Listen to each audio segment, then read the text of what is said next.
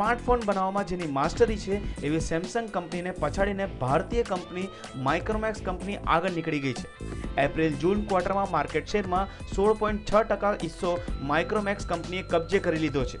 જો કે કોરિયન મોટી કંપની સેમસંગનો 14.4% હિસ્સો છે, જ્યારે નોકિયા અને કાર્બનનો અનુક્રમે 10.9 અને 9.5% શેરો ધરાવે છે।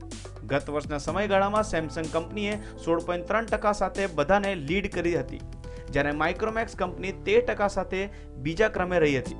સમગ્ર મોબાઈલ ફોન માર્કેટમાં વાર્ષિક 2%નો વધારો થયો હતો, જ્યારે સ્માર્ટફોન સેગમેન્ટમાં 68%નો વધારો નોંધાયો હતો। ફીચર ફોનની ઘટતી માંગના પગલે આવા ફોનના ઓવરઓલ વેચાણ 16%નો ઘટાડો થયો હતો। સ્માર્ટફોન સેગમેન્ટમાં માઇક્રોમેક્સ 19% સાથે મજબૂત છે, જે ભારતીય સ્માર્ટફોન વેચનાર કંપનીમાં બીજા સ્થાને રહી છે, જ્યારે સેમસંગે 25.3% માર્કેટ શેર સાથે આ સેગમેન્ટમાં પોતાનું સ્થાન જાળવી રાખ્યું હતું।